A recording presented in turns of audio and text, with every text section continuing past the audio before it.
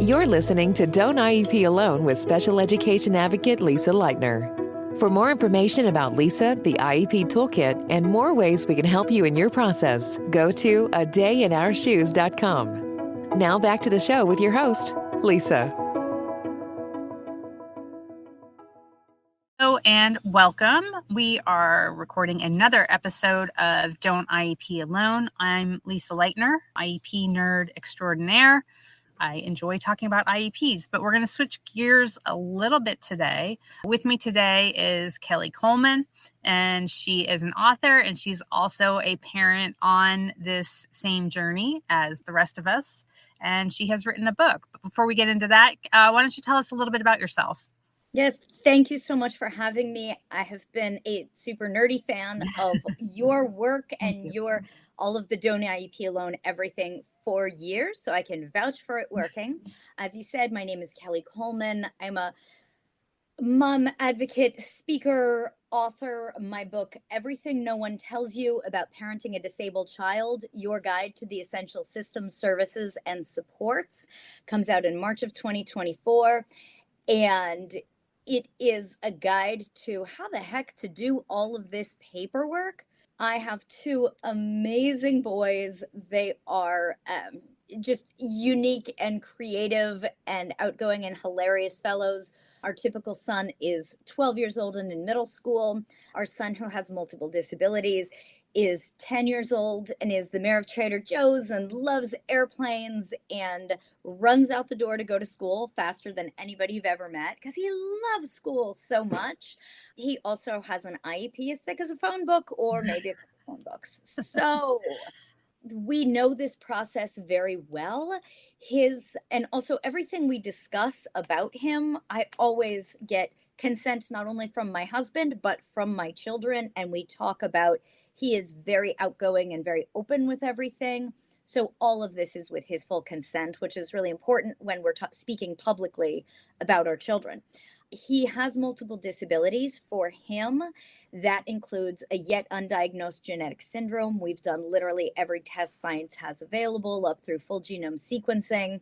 And within that, his diagnoses include cerebral palsy, autism, epilepsy, cortical vision impairment, microcephaly, feeding tube, sensory processing, auditory processing, fine motor, gross motor. Like, he is an overachiever, and he's like, I'm just going to keep collecting these. And I say that because, and I love, Lisa, the look on your face. You're just like, yeah, that's information. Because it turns out disability is just information. It's Right. Not, oh, you poor thing. That's so, no. My son is actually not sad or tragic. He is vibrant and happy. He is mobile. He has a tremendous amount of communication, even though that doesn't look like a conversation like this. He has alternative communication, and he is just loving life. So all of this to say, his needs and the journey that we have been on, and what the book speaks to and what our IEP speaks to, while he is unlike anyone else, he has a genetic syndrome that he might be the only one in the world. His needs are medical, behavioral, cognitive, across the board. So when I was writing this book about, like, how do we actually do all of the paperwork and planning, whether it's the IEPs, the financial planning, the future care plans, how the heck do you deal with your insurance company, disability rights and advocacy, what this looks like for you as a parent caregiver, all of those nuts and bolts things is a journey that I have discovered. And I love that the name of your brand is Don't IEP Alone, because, like, don't any of this alone at the beginning and throughout. Sometimes it feels so isolating. And when we can actually connect with others, it gives it, like, lets the air out of the balloon, and we can be not freaking out and not feeling so alone. But we can also get real information that we can use, and that benefits all of us. And it allows all of us to sleep better at night when I know my kids' finances are in place, when I'm no longer here. My kid has an IEP that allows him to receive his free and appropriate public education that he is entitled to under federal law, just like everybody else's kid.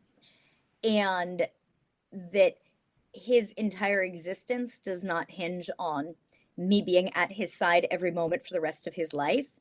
And how do we put systems in place to make that happen? The IEP chapter was the first chapter I wrote because, as you know, a parent who's been through this more than once, our son's in 4th grade now. He started IEPs from when he left early childhood and was entering preschool. So we've had many meetings, often more than one in a year, of how can we put systems in place and put in the effort in advance of the IEP meeting so that the IEP meeting is a genuine representation of what he needs and what is available to him, so that I can just kind of chill out a little bit on the IEP for the rest of the school year, knowing that here are the systems that are in place for accountability, for his progress, for check-in, for all of that. All of this preparation really can be daunting, but then once it happens, it is really, as you know, just such a relief. Is everything going to be perfect? Nope. Is the paperwork ever going to be fun? Nope. I'm real good at this, and it's not fun. Right.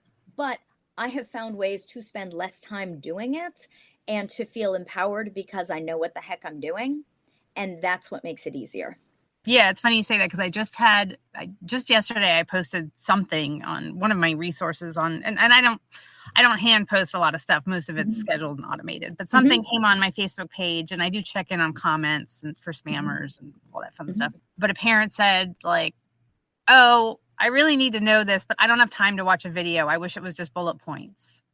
And I just replied to her honestly, like, you have to dig in and learn it. Like, there are no shortcuts. Like, you will find more efficient ways of doing it. And initially, like, I hate being on the learning curve, right? Like, we all do to a certain degree. Like, and it feels like, especially with IEPs and all the insurance stuff and the medical stuff, it feels like we're constantly on the learning curve, but you have to learn it. Like, we have to commit to learning this, and you can't just say, "Oh, well, I don't have time to do that." Because that's what I think parents don't understand, is that if you don't engage, your child is going to get left behind. Like, schools are too busy. Doctors and nurses are too busy. Insurance companies they're not in our, like, they don't make money by giving us more stuff, right? That's not their way to profitability. And even the people, like, sure, lots of places, they have ombudsmen and they have social workers and they have, patient advocates and things like that. They're all extremely overworked, and that if you don't dig in and learn this and learn how to do it efficiently, your child they're going to get left behind. So whether that's not being able to access some services through your insurance company or not getting what your child needs on their IEP, like, somehow it's going to play out for sure. Yeah, it plays out.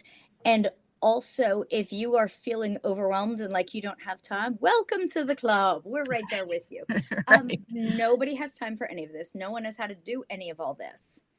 Right. However, you got to start somewhere. So pick one thing. What is that one bullet point that you want to learn? Right. And then watch the video about that one thing, and you'll realize, oh, that was 12 minutes well spent. Right.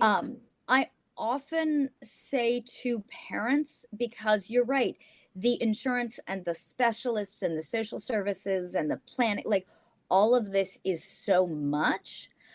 IEPs are a great place to start if you're like, I don't know where I start. I don't have the bandwidth for any of this, because education is going to happen for your child, whether you like it or not, because that's how this country works. And hopefully we like it. This will get put into place for your child. You will see a lot of this stuff. We kind of feel like we're not seeing the immediate results of, and so it feels put offable. None of this is put offable, but if you're going to choose a thing to get right first, IEP is a great place to start, because you will see the rewards of that quite immediately.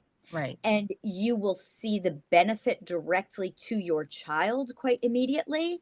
It's a different reward than getting a reimbursement check from your insurance, which is also awesome. But knowing that you are either homeschooling your child with the supports or dropping your kid off at a place where they are receiving an appropriate education, that is individualized so that they can access that is huge. And often the IEP process, when the meeting's coming up, it is a finite amount of time that you have to prepare for that. So lean into that and say, how can I educate myself, even a small amount, to prepare for this IEP meeting? And part of that for me has always been, and continues a decade in to be clear on everything. You're not going to know everything, possibly ever. Maybe you will. But when you encounter a word or a goal or a term or a phrase or a support that you're like, I either not quite sure what that is, or I have no idea what the heck that is, that's when you pause and you say, what does FAPE stand for? I keep hearing this FAPE. What is that? Right. And you can do yourself such a service, also without a lot of effort, by being aware of what you don't know and using that as your inroads to say, here's where I'm going to educate myself, because I'm going to look at what is being presented to me that I do not know. And those are the questions I am going to ask first. Yeah. And I often say we have to play the cards that we're dealt. Like it's, I see friends and they're posting things that they've binge watched, or they're doing all these reading challenges, and it's this book and that book. And it's like the kind of books I read as books like yours, right? Like I don't get to read as many pleasure books as I would have liked. I don't get to binge watch as much TV as I would like, because I do have to spend this extra amount of time doing things for my son that other parents just don't have to do. Mm-hmm. But it's not fair, right? But it doesn't do me any good to stand up here and say, well, that's not fair. Mm-hmm. Like I said, we got to play the cards that we're dealt. And I've tried my hardest over the past, 13 years to make my content more palatable and more understandable. But even still, I think to your point that, parents, I think in IEP meetings, there's that dynamic, and they don't want to appear weak and they don't want to appear unknowing. So they don't want to speak up and say, I don't understand that term. I don't know what that means, or what does that mean? And I tell them, you have your job at work and they have their job. Like, I'm not a school psychologist. I'm not a guidance counselor. I'm not a speech therapist. I'm not an occupational therapist. Like, why should I be expected to know those things? That's not my profession. Mm-hmm. So it's okay to ask, because we shouldn't walk into it expecting to know it all. And I think we have to get parents over that hump of they don't know what they don't know. Yes. And that's always been a challenge of mine with my website, which actually, my website reaches a lot of people now after 10 or 13 years. But there's still so many, like when I read the numbers of how many kids have IEPs compared to my numbers, I'm reaching such a small portion of them. And I think they don't know what they don't know. And it's you have to get information from people like you and me, because I feel you can get information elsewhere, but I find that a lot of the agencies, when it's written by clinicians, when it's written by professionals who haven't been on this journey, or, who work for schools and work for agencies and things like that, like, it's just so, I call it sanitized. And I've been criticized a lot for being critical of agencies who are trying to help our kids. But I know that I've heard from parents who, they get this, they go to a webinar because they think it's going to be helpful. And, and it's a webinar on how to navigate an IEP meeting. And they tell the parent, well, ask meaningful questions. And it's like, that's the aim of my website, is like, what are those meaningful questions? Yes. That's, like anyone can say, like, oh, like, remember your manners and be polite and ask questions, or have a list of questions to bring to the meeting. That's the part that parents are like, yeah, I know that, but what, like, they don't even know what to ask. Absolutely. And my book, exactly, it has, personal stories and letters from fellow parents and interviews with more than 40 experts. And it has those list of bullet points. And for how do you ask your questions? How do you make that meaningful to you and your child specifically? And what are the templates? And how do we do a school visit? Like, all of that stuff. Because you're right. If the information that we are getting, we're talking about what our kids can access all the time. But for us as parents, if I pick up a book written by the most amazing lawyers about IEPs, and it's all the legal lawyer stuff, I'm going to glaze over and watch a video about kittens. Right. Because I don't know. I Right. can't get that. So your content is super user friendly. And I feel like whether it's a small thing or the big things, it's digestible for parents because it feels like I understand what to do. Right. And part of gaining that understanding, back to what we were saying about learning the things you don't know, I think parents need to genuinely embrace the fact that there is no shame in not knowing this, and knowing that in the IEP meetings even, and I know it's intimidating for us, there are literally a dozen school district people, and me and my husband, we often bring one of our other therapists with us, and we've been at this, and we actually have a great team with whom we have a mostly great relationship. Doesn't always go perfectly, but that's okay. And parents need to know it is not weak to stop the meeting and say, I have great news, guys. You are the experts in all this language. You do this all day, every day. You went to school for this. That's great. I am the expert in my child. Right. I can't be an equal team member if I don't know what FAPE is, what IDEA is, what the heck this goal means in maximum support to moderate support in 3 out of 5 attempts, 80% of the time when it's raining. What? Like, right. It is not disempowering. I would say it is actually empowering to say, hey, team, I need a better understanding. I have no idea what that sentence means, or I don't know what this word means. Something I often say is I stop people. I say, okay, one sec, let me interrupt. I'm processing what you just said to make sure I understand. Can you just repeat that exact same thing you just said? You don't need to change anything. I just need to hear it again to make sure I understand. And if I don't, I'll stop you. If I do, just keep going. And the team respects that because that gives them information that you are going to put in the effort to understand it. So they better make this understandable. And even if you don't fully understand in the moment, because hopefully we all know by now, do not sign the IEP in the room. Even if you think it all sounds good, take it home. I start every single meeting by saying, thank you guys so much. Here's some muffins I just baked this morning. As we all know, I am not going to sign this IEP in the room today. And so our goal is not to get me to sign it. Our goal is total understanding of what's going on. Thank you so much. So there's no question or pressure of signing it. Right. And I'm sorry, I just want to put it out there for my listeners that only 4 states require you to sign an IEP after the initial. So if you're like, wait, what? I don't sign the IEP. You may not. In most states, you don't have to sign an IEP. And are you able to say which states require that? Massachusetts, California, Montana, and I can't think of the 4th one. Okay, great.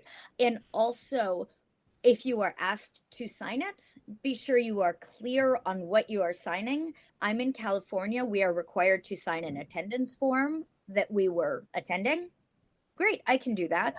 And I am required to return the document in a timely fashion with a signature that says either I agree to all of the IEP, I agree to none of the IEP, or I agree to parts of the IEP. And then the path forward varies depending on which box you check. So I am required to sign that in a timely fashion, but that is something that I am allowed to take home and consider and then come back. As you know, not all teams will be honest about what is in the IEP document. And sometimes what is said in the room is different than what is actually memorialized in the document. And your child's plan moving forward has nothing to do with what was said in the room and has everything to do with what is written on paper. They're not legally beholden to what was said in the room. They're beholden to what is on paper. Yep. And that's like the main crux of my online training that I offer, is understanding that documentation process and, more importantly, how to use it to your advantage. Because I do get a lot of parents that I hear from, and I don't have the Facebook group anymore. We dismantled that a few years ago. But in that, there used to be one of the reasons we dismantled it was that there was so much bad advice being thrown around that it was just so scary. It was just a nightmare to monitor it and police it. So I was like, I don't have time for this. Like, I can't, that would be a full-time job by itself. But one of the tips that was always thrown around was, well, then don't sign the IEP. And it's like, well, that's what parents have to understand. Like, California is the biggest state. Like, and I have a lot of readers from California just because your state is so big. But unless you're in one of those 4 states, it's a meaningless piece of advice. You're not, like, they feel like it's a power move. Like, well, I'm not going to consent to this. I'm not going to agree to it. I'm not going to sign it. And it's like, it doesn't mean anything. You can, because it also only matters, like you said, what's in writing and what it says. And also, I just want to highlight your point of parents need to think about where they are getting their information. If it's Sally, the mom you've never met in a city you've never heard of, maybe she has the best advice around. Maybe she has no idea what she's talking about. There is fantastic information available online and from other parents locally and all over the world. However, district by district, IEPs can be very different. State by state, they are absolutely different. And there are different laws in place. And child by child, they vary more wildly than anything else. People who mean well and might think they have correct information might not. So gather your information. You will become more savvy the more that you do this. But be aware. I like to say anybody who is just digging in their heels and so adamant about their point of view and won't listen to another point of view, maybe look into that. Maybe fact check that. Yeah, I still use the mantra in my head that's 100-year-old advice from Dale Carnegie's How to Win Friends and Influence People. People do not like to be told that they are wrong. And even when showered with factual information that they are in fact wrong, like I can't even believe some of, and again, going back to that Facebook group that we've since dismantled, like what people would dig their heels in about, even when we would say, well, no, here's the actual snippet from IDEA and here's what it says. No, it's my school. And, and it's like, again, federal law. Well, and also, I think all of us would be really well served to know that that is true, that I think it is human nature for us to dig in and defend so that we appear to be right, even if we're wrong. And it is powerful for all of us to be able to say, I have learned new information, and based on that information, I have changed my position. Yep. We should all be so lucky. Yeah. Right. If you're reading even advocacy websites, make sure that, because I do Google searches too on topics, and a lot of times the responses or search results that I'll get will be a parent training center from a different state. And like, just because that parent training center, and again, California comes up just because it's big. It's so big and so many people use it. So Google goes, oh, well, this must be the right answer. You know what I mean? And it puts all this California stuff in my feed or in my search results all the time. But you guys have your own stuff. Like, you guys we're our own planet here. You do. And it's, good, bad, or otherwise, but you have different timelines and you have more defined timelines that a lot of states don't have, the 5 days this and 5 days that. Like, we don't have that. And that's where, and again, like you said, it's well intended, but it's incorrect for New Jersey. You know what I mean? It's incorrect for Pennsylvania. Yes. Yeah. And also know that sometimes it can be tricky to get information either from your IEP team or from your division of special education. We live in a massive school district, the second largest district in the nation. So it's real hard to get through the phone maze and get a real answer. Ask your team questions like timelines. What is the exact timeline for me to return this signature page where I check yes or no or some of this? And if they say 5 days, are those 5 calendar days or are they 5 business days?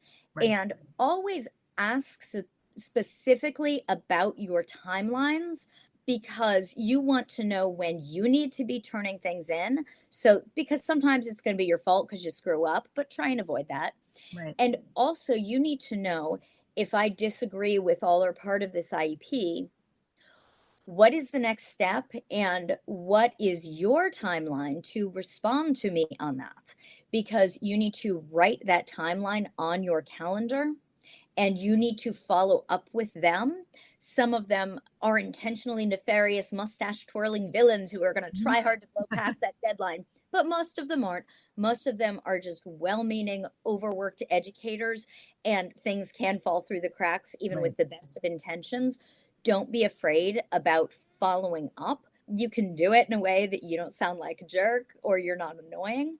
And just, hey, the deadline is coming up. I wanted to make sure that X, Y, and Z happens. And I often add, how can I be of assistance in making this happen? Right. And the answer is generally, there's nothing you can do. Thank you so much for the email. Because frankly, I usually don't want to do anything. Right. But if it means it gets my kid's IEP in place sooner, I'll do a thing. Yeah. Thank you for listening to Don't IEP Alone with Special Education Advocate Lisa Lightner. We're so glad you've joined us and would love to connect with you outside of the show. For more information about Lisa, the IEP Toolkit, and more ways we can help you in your process, go to adayinourshoes.com. From self-care tips to common IEP mistakes, there's even more to explore. Don't forget to rate and review the podcast and subscribe to never miss an episode. Until next time, don't IEP alone, and you don't have to.